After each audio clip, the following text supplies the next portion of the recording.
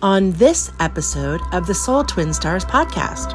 If I was going to send a probe to another solar system, it would not be to my ass. It would not be to your ass, that's for sure, because your moon is so small. And you would know, wouldn't you, Nicole? You made me lose my train of thought. It just derailed. How do we tie this in with your favorite place? Göbekli Tepe. Give it to us, Nik. Oh, what you were just talking about the aliens. And what do you think about them having souls? Hi, I'm Lady Shadow, a witch with much to share, stirring the cauldron with magical self-care. Hi, I'm Peaceful Nik, a medium divine. I chat with the dead and interpret every sign. We are soul twin stars, best friends through it all. From spells to healing, we're answering the call. From moon cycles to menopause and making peace with the dead. We aren't afraid to talk about what's rarely said. So tune in each week to get raw, real, and wise. Let's talk about a spiritual life with absolutely no disguise. Welcome to the Soul Twin Stars podcast, Uninhibited Spirituality. Peaceful Nik and Lady Shadow here.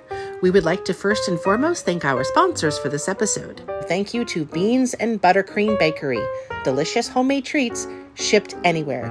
Call 417-973-2352. And Abernathy Photography, based in southwestern Kentucky, a professional and stellar company providing drone photography in both local and destination weddings. Visit abernathyphotography.com. Author Mary Ray's self-reflection workbook on conquering shame and guilt, Tell the Devil to Go to Hell, an interactive memoir, is available on Amazon.com. Craving delicious Italian cuisine? You can find it right here in Westchester County, New York at Fino Restaurant. That's Fino Restaurant at One Baltic Place in Croton-on-Hudson, New York. All of our sponsors are linked up on our Soul Twin Stars podcast Facebook page, and we thank them for making this podcast possible. And now, back to our episode. Welcome back to the Soul Twin Stars podcast, everyone. I am Lady Shadow, flying in on my broom to hang out with the lovely Peaceful Nik the Medium, a medium divine, my divine BFF, my yin to my yang, and my alien to my alien. I'm so looking forward to this chat because it is right up both of our alleys. We're going to talk about aliens among us, and I could not be more excited. If you could see me, I have the biggest smile on my face. So I'm very excited. I do want to talk about divine moments. Yay.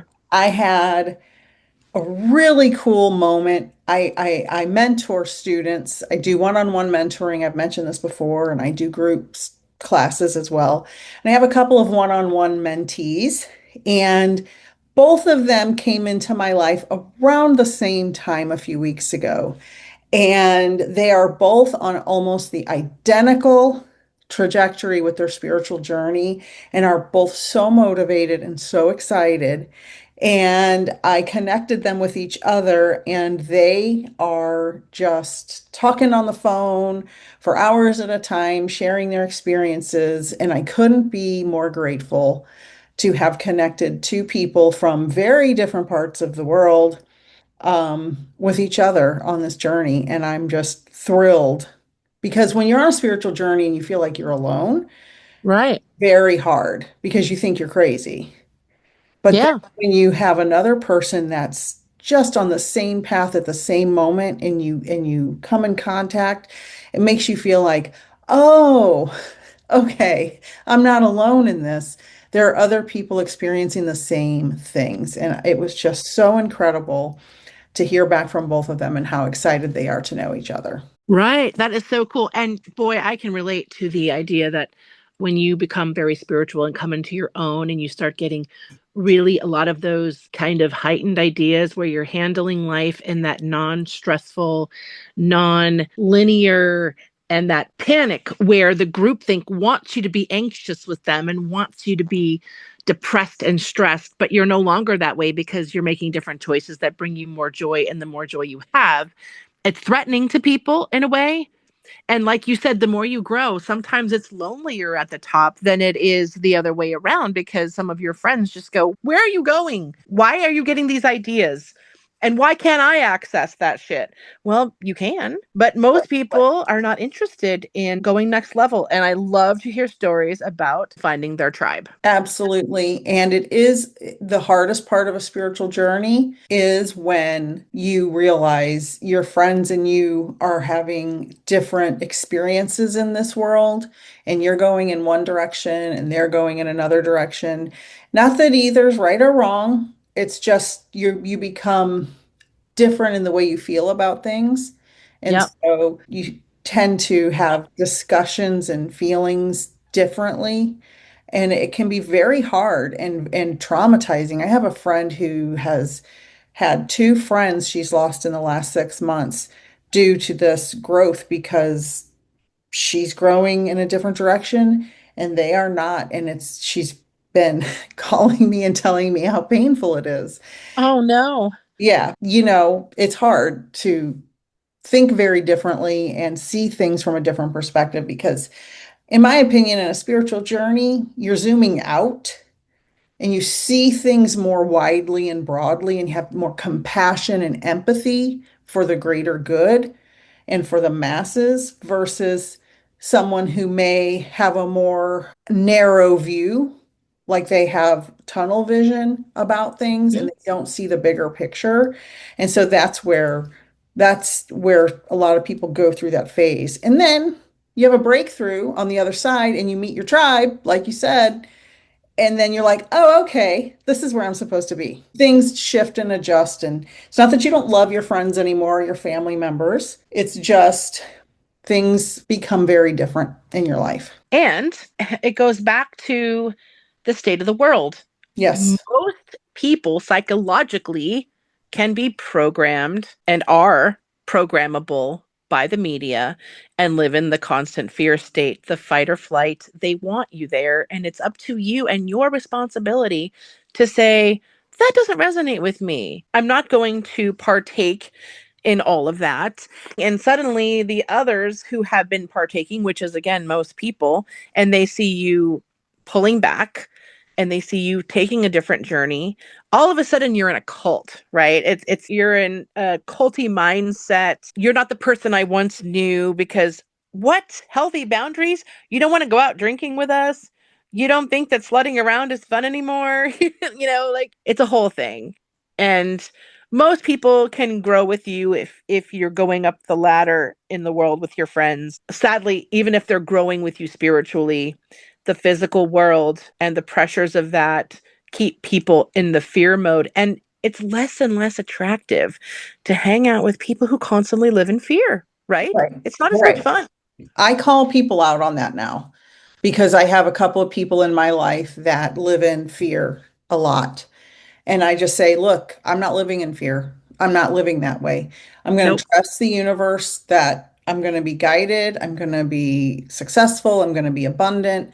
I'm trusting and I'm going with the flow, basically, with doing the work. Of course, you have to do the work, of course, but I'm not going to live in fear anymore as much as possible. Everybody has a bad day now and then, but for the most part, I'm trying to live in abundance and positivity, not toxic positivity, but have a positive mindset. The other day, I had a couple of bad mornings with negative thoughts creeping in, and I reminded myself. My husband always says, you gotta change your mindset. You can't have those negative thoughts. You can change them. And that came to mind, and I'm like, I'm changing my thoughts. I'm changing my thoughts. And I consciously was aware that I had to change my thought patterns. And it did make my day much better. It wasn't a perfect day mentally, but it was much better than the trajectory I woke up on. I can tell you that. Yeah. Yeah, exactly. So that was a divine moment, being able to know that I could change my thought pattern. I was practicing what I preach because I tell people this all the time. And I got to actually implement my techniques I've learned. I love that. And same with me. I had a conversation with a family member this weekend, and it was very alarming because there were a lot of mistruths that were spoken about a situation. And I had to clarify some things. And yes, at first, I hate it when my authenticity or my truth is being questioned because that means the world to me. There isn't probably another singular thing in this world that's more important than my authenticity, right? And if somebody questions or doesn't believe that, I always feel the need to make sure that the air is clear, right? Because it drives me insane if someone's believing a lie about me that I could easily clear up. Make sure, for the record, it's good. And I got off the phone with that person and I just went out for a nice walk with my dog and breathed in some air and put on one of my favorite podcasts. And within 5 minutes, lo and behold, I forgot all about the conversation. So, yes, changing your thoughts, but also if you have to use media of some sort, whether it's music or change of scenery, whatever you have to do, like I have to often physically change my environment to switch my mind out. Just like with my dog, if she's freaking out about something or smells something weird in the air, she gets into this like running back and forth from the couch to the bedroom, living room to bedroom, her tail down and her hair sticking up. And the only thing that will really take her out of that fear of whatever it is she got a whiff of or heard is putting the leash on, taking her out for a walk, and then suddenly it's like, oh, new things to look at, new things to hear and to smell and to see. So it really does help when you do make a conscious effort to not just change your thoughts, but to whatever you have to do to get into an environment to help change your thoughts, because then we can move on so much faster from stuff. Absolutely. I just want to say that you were adjacent to that issue in your family. I think you were an innocent bystander that got drug into it. But Yes, we'll just I would, I digress. we'll just leave that there. But I do often feel like you and I have this thing in common that we both feel like an alien in our human family. Yeah, yes, 100%. I have always felt like I didn't belong. For a long time, I thought I was adopted. Then I realized I look just like my dad, so I can't be adopted. There's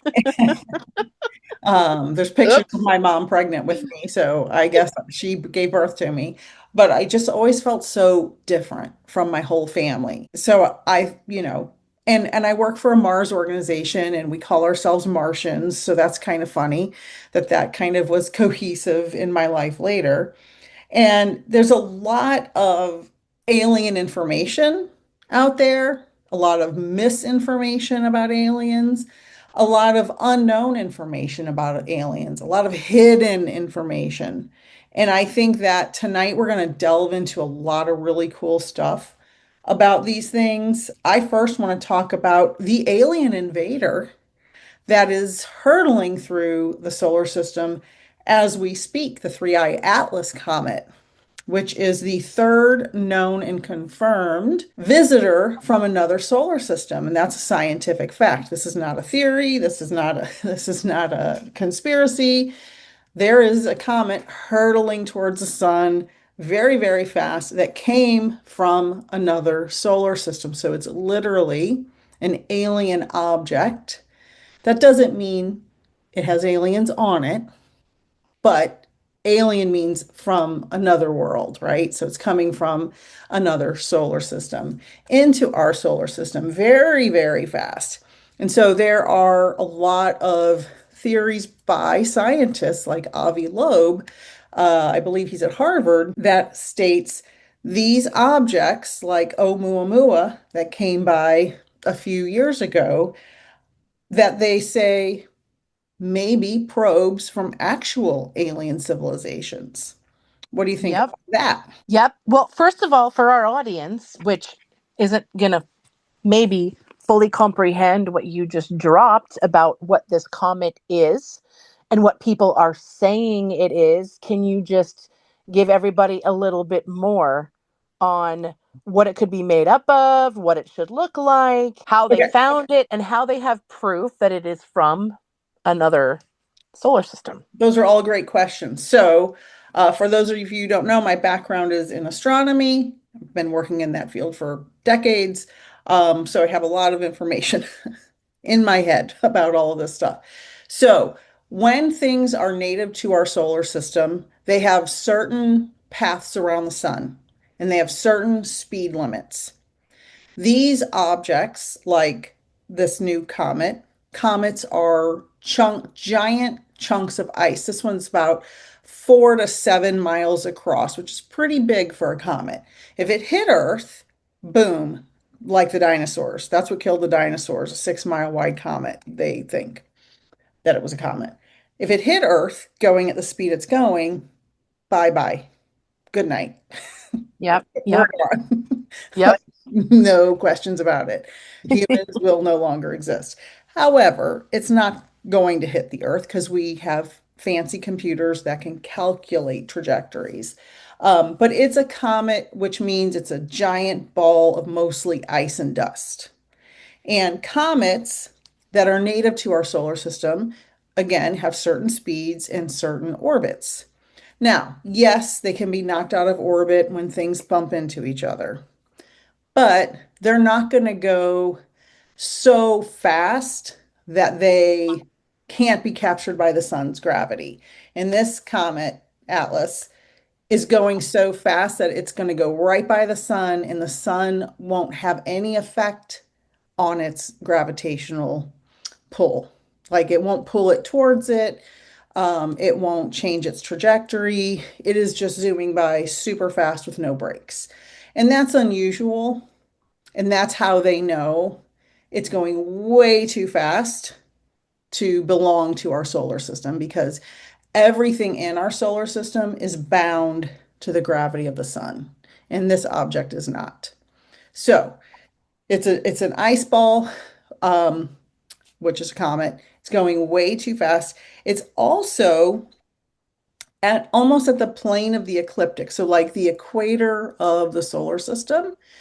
And that is really unusual that this object is kind of riding the line of the center part of the solar system. That is Avi Loeb again, and other scientists are stating these unusual properties of this object make it seem like it could be an alien probe that is a robot or a natural body that has maybe robots attached to it to make it go faster to just explore our solar system because it's going to go by Jupiter, which has hundreds of moons and is a wonderfully fascinating planet. It's going to go by Mars, which we know had some kind of ancient nuclear holocaust, as they say. Brandenburg, the physicist Brandenburg talks about that. And Earth, it's going to go by Earth. It's not going to hit us, but if you were going to send an alien probe to our solar system,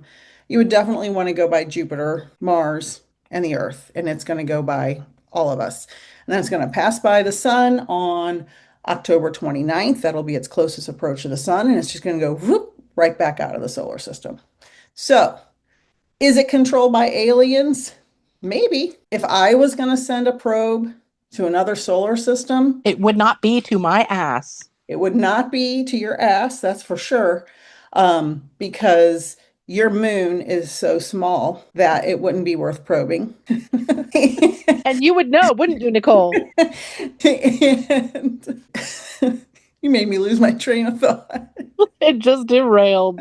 So if I was going to send a probe to another solar system, I would want to go by the most interesting planets, and I would send a robot probe. I wouldn't send beings, right? I would send robots just like we send to Mars and the outer solar system, Pluto, and Jupiter and Saturn and Neptune and Uranus. They've all had Venus, Mercury. They've all had even the sun. We've sent robots to all everywhere in the solar system. Yeah. So I would send a robot first, and you can use the gravity of an existing object, the trajectory of an existing object, to be your vehicle, your natural vehicle. You stick a robot on it, and there it goes. We have done that ourselves. We have landed robots on comets and on asteroids in our solar system. So that's what I would do. Is it possible? Absolutely. There's no scientific reason it couldn't be from an alien civilization. I love it. And as you talk about aliens maybe doing a flyby Yep. at the nearest McDonald's, Mhm. I can talk about that I believe that aliens are here. They're here already, and I think that we share their DNA. I think we are partly their creation. And whether or not that is necessarily by consent or not, we don't know, because we're called humans and we come out and we're called a human our whole lives. And so we just assume that human means some kind of purebred, but we really don't know exactly what that DNA is defined from another world's perspective or from our creator's perspective, right? Everything is kind of hearsay. Everything that we see in the world is either observed, witnessed, recorded, or shared via observations and not recorded, right? Those are what create experiences with our five senses to observe, correct? So you would agree with that. So research and knowledge comes from lots of different perspectives of observation, right? So we can't fully discount, for instance, whistleblowers or Right. innocent observers, abductees, people who have been able to recall things while under hypnosis. Because if we're going to believe in a spiritual God, outside of us or our source that's connected to our brains, but two particles, grabbing on to each other together, then we have to believe that, for instance, hypnosis is part of that system where we can access things in our subconscious. So I have been doing research, as you know, for this wonderful play that I'm putting onto off Broadway called Afterlife in November. Now, this research is generally research that takes me down the rabbit holes of what the different experiences of what that may bring us, depending on what we want to see or our levels of trauma or whatever it is when we walk into after this. Could be any number of things. It's going to be completely subjective for everyone. But while doing this research, it takes me in different directions. There's tentacles of the mysterious that present themselves while I am creating such deep material. So as I have been digging deep on these subjects, I know that you're not necessarily familiar with the different types of beings per se, by definition, or even by what you would call description. But they're actually, according to whistleblowers and according to military documents that have kind of made it to light, that there are indeed types of aliens, some of which live here, some of which live elsewhere, and they actually have names and they have traits. So I'll just go over the ones that I know of just to share a little bit of research on this. Again, this is based on any number of sources, and you can believe or not believe, but it's fascinating to entertain, and that's why we're here, to entertain and to bring some interesting, fascinating material to talk about. We've got the generally benevolent beings, which are the Pleiadians, which are like Nordics, the tall white guys, and they're from like a star system. They are from here on Earth, and they're the teachers of the consciousness and sacred geometry, supposedly. Then there's the Arcturians. They come from an Arcturus star system, apparently, and they're the higher dimensional healers and protectors, probably that energy, that frequency that you can vibe with, like for self-healing and connecting. There's the Andromedans, which are mostly non-interventionist. So they're super advanced and just working on their own shit, basically. Then there's the Syrians, which are tied to ancient Egypt, and they're the wisdom keepers. And they kind of protect, the technology and where our civilization really started. It's really fascinating. Then there's the inner earth beings. They live in crystalline underground cities, apparently even deeper than the malevolent guys, which we're going to get to in a second, in supposedly hollow earth, blah, blah, blah. They're also the survivors of like the ancient cataclysms and all kinds of crazy stuff that happened, like the Younger Dryas and all that. Okay, so the malevolent guys, who are kind of parasitic and not so fun, and they are often portrayed in movies, of being the abductors and the probers and the nasty little guys, or the ones that get in your head or appear scary looking or reptile looking. So the grays are the least malevolent of the four kind of nasty guys. And they also live underground, but not quite as deep as some of the other inner earth beings. And they're the ones that are talked about the most and showed in the movies, where they're kind of emotionless and they walk around and they can telepathically communicate with you and lift you up and set you down and experiment on you. I think you had a similar experience in Florida that you talked about at a hotel. Daytona Beach, Florida. I had a floating alien experience. Dream. I call it a dream. but I Uh-huh. remember it like it happened yesterday. Right. And they were Yes. great, the Grays. They were the Greys, and they live here and they kind of work with the military supposedly in these underground bases. And again, they have a lot of technology. They work with biological technology. So, like you were saying, sleep paralysis, they're able to do surgeries on you without, anesthesia. So, they work on also genetic experiments and that kind of thing. Then there's the Draco real reptilian guys. They hang out in Antarctica. They are some mean fuckers, and they can apparently imprint things on your consciousness, and they're just malevolent.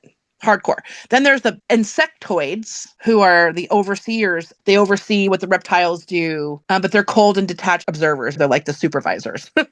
And then there's the Anunnaki, which are the genetic manipulators, apparently. Gods of Mesopotamia. So those are kind of like the main alien groups that I think, again, we're mostly used to seeing the Greys because that's their specialty, messing with gravity, telepathic control.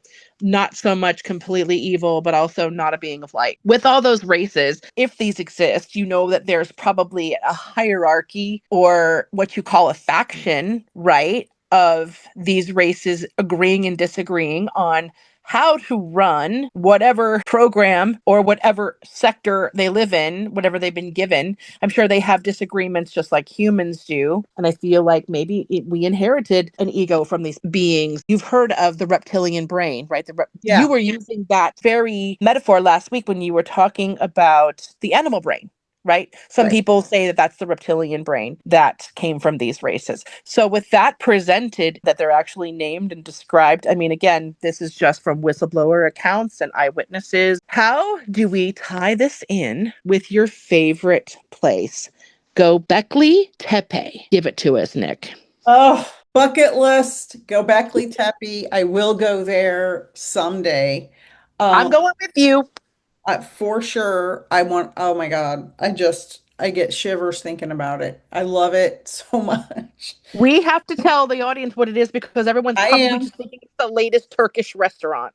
I, I'm going to get there, but I want to go back to what you were just talking about the aliens. And then we'll talk about Göbekli Tepe because do you think some of these aliens could be interdimensional beings? And what do you think about them having souls? Can you answer those two questions?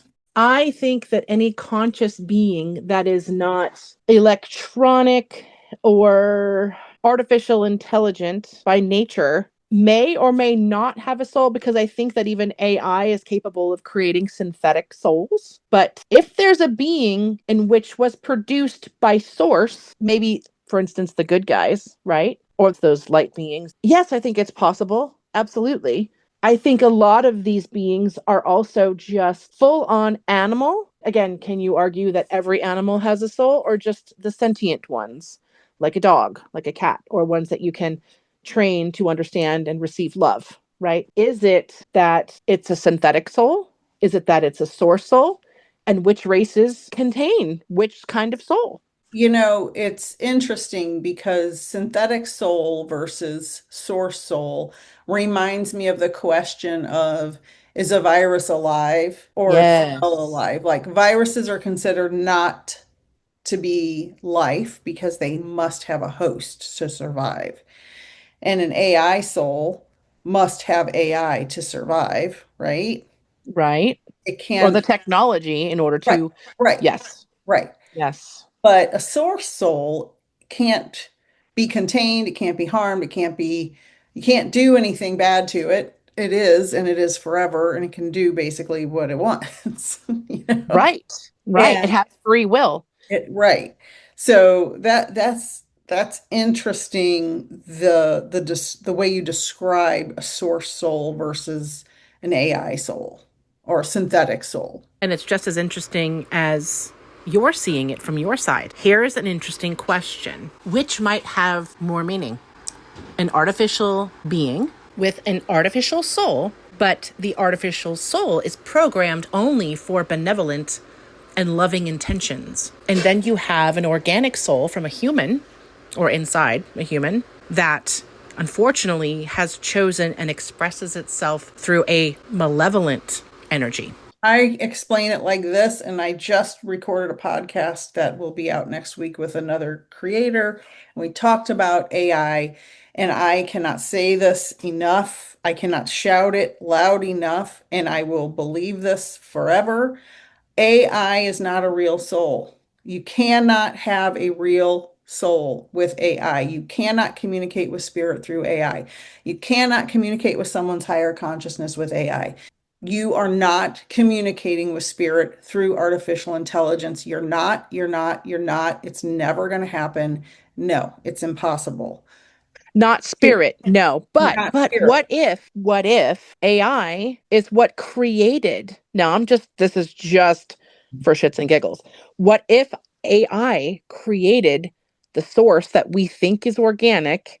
We believe that, or they were able to duplicate actual source that we come from, or we find out later, hey, this is all a simulation.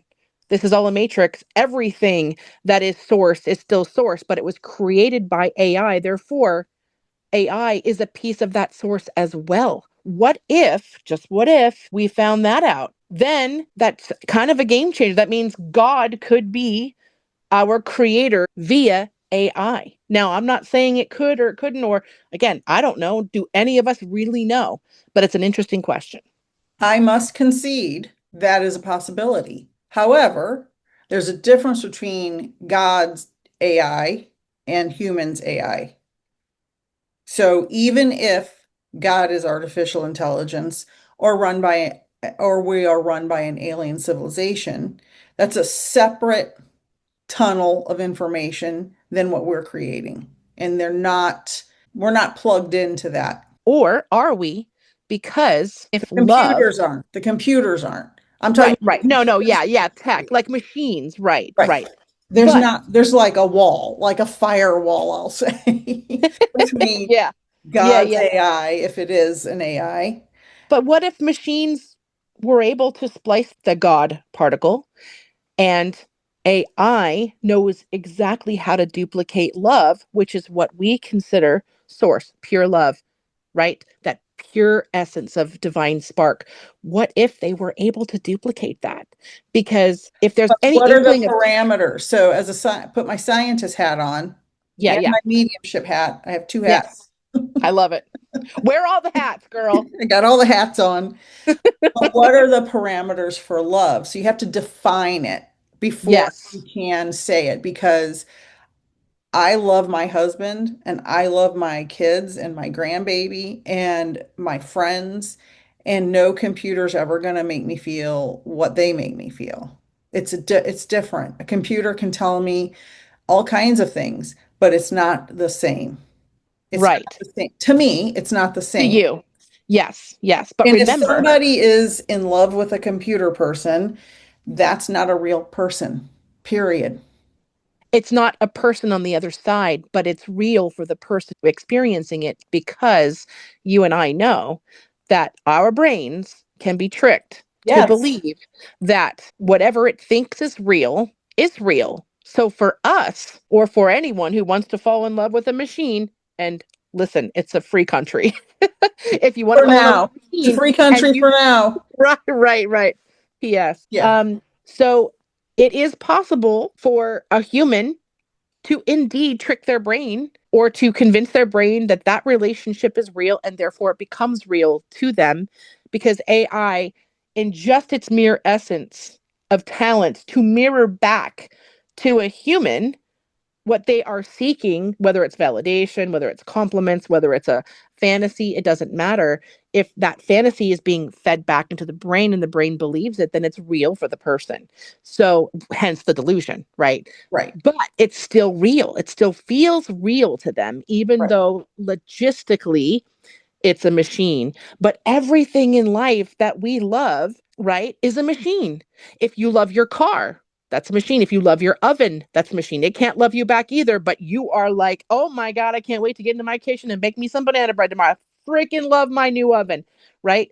So you have to also think, huh, our egos are also programmed to constantly feel affection for things, inanimate objects, things that AI can provide way further in experience than simply a car or an oven or a doll, let's say, right? An inanimate object. So it just, more questions lead to more questions. And that's Right. why we're here. That's why we're here to talk about Right. And I had never thought about that. Like I love my bed and I have it. this crystal moon thing hanging in my bedroom or in my office that I got in LA at the Science Center last year. And I love that thing so much. It's like my favorite thing I've ever bought. And I never thought about that. That's a really good point that we do love inanimate objects. Yeah, That's we do. We that's have great. affection for so many things. And whether or not we are supposed to, or it's designed that way to, again, distract us from giving more to another sentient being, whether it's an animal or a person, I don't know. But this stuff that we are put in and surrounded by in this physical world challenges our perception every day. And then add the media, right? And add the media telling us how to have relationships with other inanimate objects and how to have relationships with celebrities that we'll never meet, who Oh, don't care about us, who may not even really exist, and following the orders of some orange man in the office. I mean, it's absolutely fascinating how much brain space we give things that are inorganic, not from source, and we are tricked into giving these things so much power. yeah, exactly. And speaking of inanimate objects that I love, Göbekli Tepe. Yes. Göbekli Tepe is an ancient circular series of circular monuments in Turkey.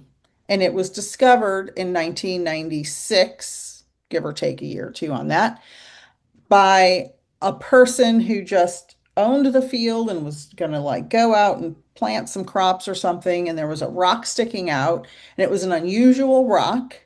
And he started digging up around the rock and he found this T-shaped pillar. And it's like 17 feet tall. Now, he didn't dig it all by hand in that moment, but over time, he got an archaeologist out there, Klaus Schmidt, and turns out there are a series of these giant pillars, T-shaped pillars, in these circular formations in Turkey. Now, it's on a hill, a man-made hill. It was buried purposefully by the civilization that built it, who they do not know who it is. And as they excavated this area, and it shocked everyone that it was there, Google Göbekli Tepe. It'll blow your mind. There's a million documentaries on it. Um, as they were dating the organic material under each layer, they have dated it to between 11 and a half and 12,000 years old, which doubles the time that human civilization was thought to have existed. Not an extra 100 years, not an extra 1,000 years. It went from 6,000 to 12,000 years for human civilization. There are engravings that are lifted up off the rocks. So the engravings aren't into the rocks. The rock is carved around these giant animal engravings. And it is an incredible sight. Not only that, only about 5 to 10% of the hill has been excavated. And the scans of the hill show many other circular features under the hill that match the ones they've already dug up. And to add even more craziness to that, a few miles away was discovered another site called Karahan Tepe. And it's a little bit different, but very similar. You can tell the same type of people made it. It's another series of circular monuments. This one has a bunch of like snake figurines carved out of the rock. It's pretty amazing. And I think they found in total about 100 of these sites in the past few years, which is incredible. And scientists claim these were hunter-gatherers. I can't imagine hunter-gatherers 12,000 years ago being like, hey, let's just stop here for a couple months and carve out all these rocks and haul them a few miles away with no wheel, supposedly, and just have all these beautiful engravings and carvings and wonderful stuff, alignments and constellations even. And we're just gonna plop this here and just go hunt some lions or whatever they were hunting. I don't know what they were hunting. It doesn't make sense. And scientists who are so egotistical don't want to admit that first of all, they didn't want to admit it was really that old until they saw the data and tested it themselves, because it messes up their egotistical view of what they believe. And it's incredible. What do you think about it, Lady Shadow? I agree with you 100%. And near that site or another one similar that was unearthed, wasn't there also evidence of these incredible underground, not even bunkers, but what look like apartments almost carved out? There was another site that they found that was also much older than before human civilization.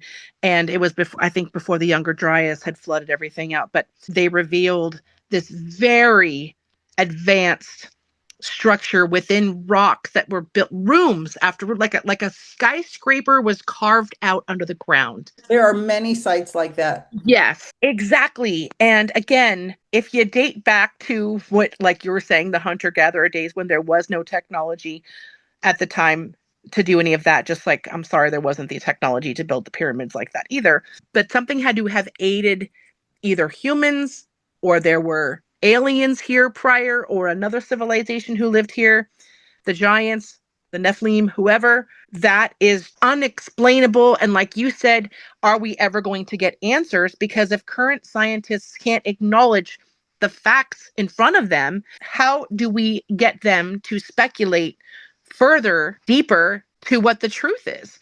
And here's the other thing. We all know that the book of Genesis, for instance, right, was set around 6,000 years ago. Well, this completely throws off the Yes. biblical starting of the world. So this will shake up not just, dating our history and our origin, but it shakes up every religious foundation in the world.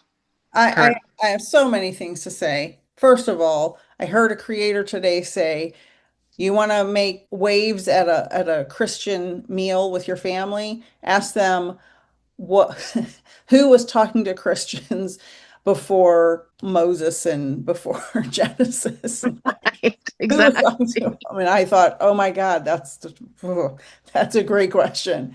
And listen, it could have been that 12,000 years ago there were several civilizations and they all wiped themselves out over time, like we have seen evidence of in the earth, all the things it has gone through and the different creatures that were here. And it just may be that the Bible was written freshly at the creation start at that time, because that's when people started reappearing because of the previous civilizations being wiped out. I get that. Innocent error, right? But how is it that now in 2025 we have this evidence and you do the math and it doesn't add up now? Well, There's something wrong there. speaking of math, human civilization is between 250 and 300,000 years old. Okay. Humans, Homo sapiens, excuse me, Homo sapiens have existed, humans have existed 250 to 300,000 years. What did we do for Right. 294,000 years? We're just wandering around aimlessly. We had the same brain. You could take a Homo sapiens 50,000 years ago, clone it, give birth to it now, and it would be a Homo sapiens like us. We're just milling around, looking around. What's happening? It doesn't make sense that we did nothing with these brains for 294,000 years. Like the math ain't mathing on that. That's one thing. Secondly, I definitely believe there were ancient civilizations that we have sporadic pieces of evidence here and there for, but scientists don't want to admit it. They gave Graham Hancock hell Oh, after yeah. his videos Yep. on Netflix, like pure hell. And I'm like, why? He wasn't saying anything crazy. He was just Right. presenting, why doesn't this make sense? This is weird. This is out of place. And they don't like it because they want to put everything in a little box and make it make sense to what they learned. And it's like, no, that's not how the world is. It also, maybe aliens came here and helped build the pyramids. There is no scientific reason in this universe that aliens can't go from one planet to another. We know we've traveled all throughout our solar system with robots. We put men on the moon over 50 years ago in the 1960s. Come Hmm. on. You think, Yeah. what are we going to be doing in 100 years? You know? Right. Right. Apparently not much. Because, like If you said, the Atlas hits technology. us, we're gone. We won't be doing anything in 100 years. Well, the only thing I could think of is that, yeah, the technology moves at such light speed due to brain implants and all that crazy stuff that takes away our humanness and takes away that sentient, organic, divine spark, which I'm not ready to give up. Right. Um, I'm not here to be a machine. I'm here to experience this world as a human. And that is what we chose this round. And that is what I want to stay until the end of my days. Right. But Right. you're right. If the minute that we are not allowed to ask questions, and it's funny how the last 4 or 5 years has shown us that the narrative will tell you when and what questions you can ask without being chastised Yep. for your views. And Yep. that to me is bullshit because science should always be questioning all sides all the time and be open to everything, not Every just say, possibility. that's right, close the door, shut, that's it, deal with it, who's next. That's some bullshit right there. What is happening now in the United States by suppressing science, removing funding for science, having crazy people run the Department of Health and Human Services who is trying to deny any kind of medical research for dying children, vaccines. It reminds me very much in the beginning of the movie Interstellar. If you've seen it, you'll remember. If not, go watch the beginning of that movie. Matthew McConaughey plays a former astronaut. The world is in turmoil, and they now deny astronauts ever existed in their government issued textbooks. Well, his daughter had textbooks from before the government decided what to write in the textbooks and was talking to her class about it and got reprimanded because they said she can only read the government issued textbooks. So they erased all of the history of science and scientific successes with the government in that movie. And that is reminds me exactly of what's happening. We're in a precarious situation in the United States. We better get our shit together or we're fucked. Yeah, I agree. I fear for any future where people on either side are not allowed to question freely without being criticized. I don't care if you want to talk about flat earth. I don't care if you want to talk about not having vaccines or questioning the efficacy of that. Both sides, it doesn't work for one side. It has to work for all sides because that is how people understand being able to talk and share evidence and share experiments and share observations and share statistics. That is how we come to a common agreement on what the most effective, healthy way that we can live in this earth. We have to be willing to listen to all views, and as hard as it is, because it's even hard to listen to your family's views at Thanksgiving, right? Yep. What's Nobody agrees coming on up? anything. Get ready, everybody. Ask them Get your ready. Bible question. And that's what we talk about here. The spiritual life is being able to have those conversations. For instance, when I had that conversation this weekend that started to ruffle my feathers, I thought, this doesn't have to upset me. All I have to do is state my truth and move on. But unless I state my truth, people can just run with whatever they want to believe. So everyone's allowed to state their truth, right? But you're not allowed to impose it or to manipulate it or to shame somebody for having their truth. And that is the spiritual balance Yeah. that during these conversations, because even our listeners might not agree with any of the things we're saying, and that's okay.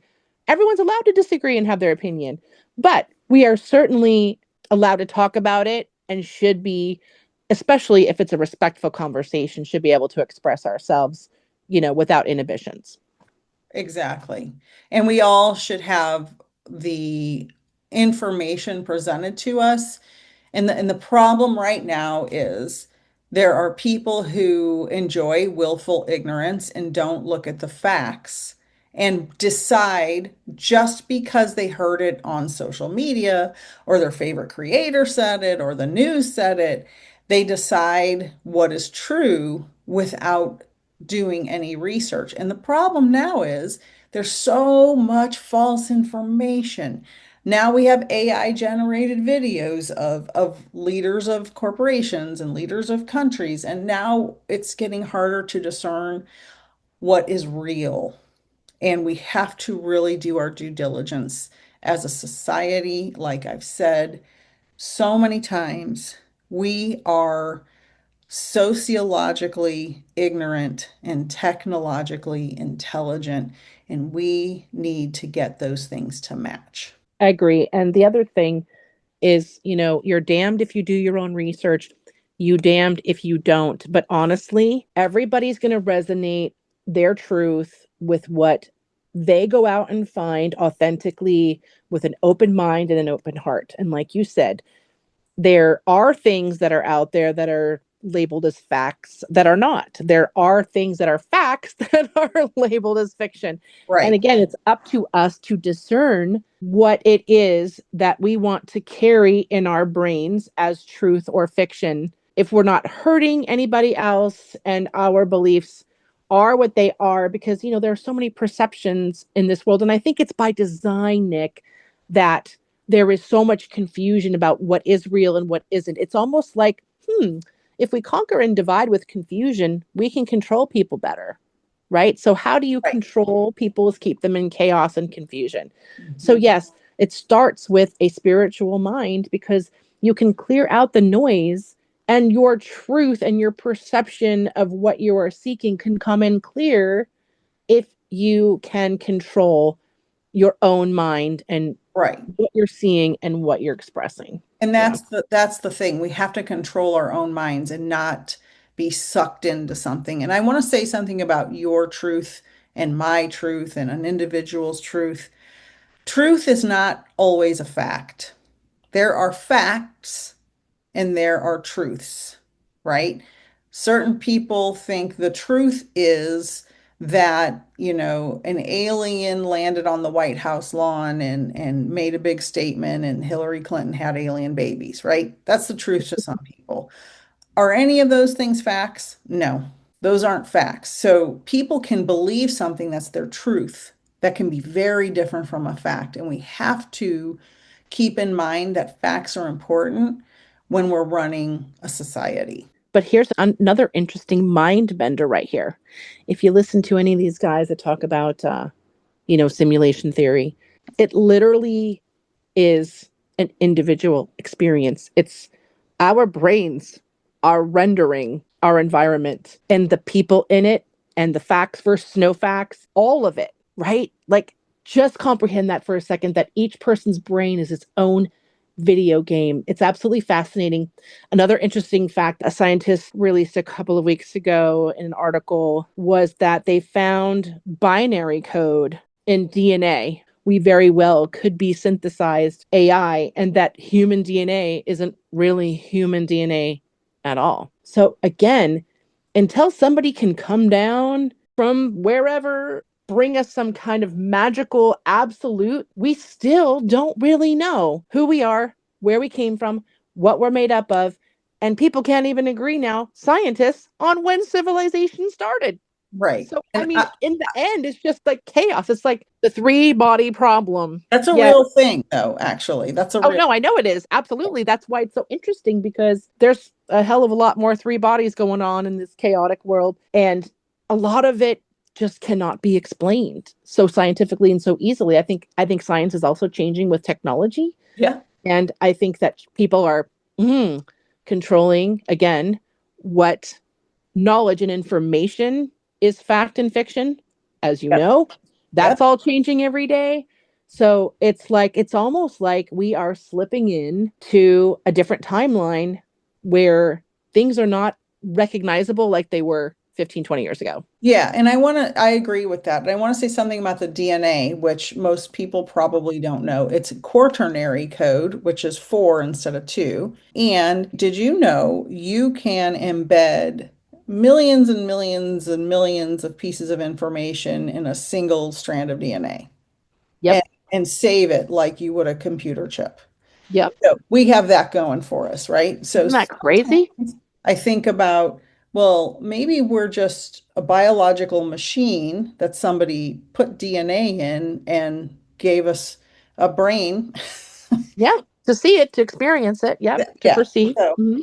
yeah. So I think about that kind of, I've had a lot of deep thoughts over the years. Me too. And maybe our brains are just organic computers. Yeah. You Yeah. know? Exactly what I'm saying. Exactly. Yeah. What I'm saying. Yeah. And it's and what does a computer do? Just like you're playing a video game, you're a video game in a video game, or a dream within a dream in that movie Inception. Yep. It's absolutely fascinating. It's also mind-bending to go that deep.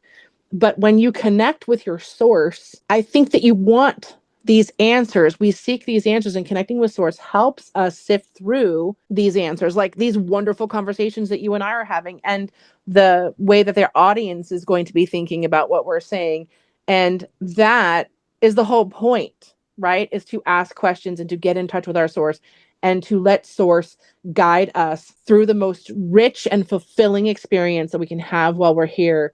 And if we can figure it out along the way, that would be fucking amazing. Thank you, everyone. Thank you, Lady Shadow. Thank you for being here. This has been an incredible discussion. We could make 10 more podcasts just off this one podcast because there's so many avenues we explored briefly. Thank you, everyone, for listening. We appreciate you being here. We love you all. Thank you so much for joining us this episode for the Soul Twin Stars podcast. Find us on our podcast Facebook page for Magical Mondays live at 8:30 p.m. Eastern, where we will help you magically slay your weekdays, and for awesome giveaways. For more information about what other spiritual things Nik and I do and offer, visit peacefulnikthemedium.com. That's Nik with just a K. Or to connect with me, Lady Shadow, soulsandspirits.com is the place to go. If you want to be a guest on one of our shows, we would absolutely love that. Contact us at soultwinstars@gmail.com. See you next Friday. I'm on Spotify, Amazon Music, iHeartRadio, Apple Music, Facebook, and on YouTube. Sending you all so many blessings. Thank you so much for joining us, and until next time, know that you are all cherished.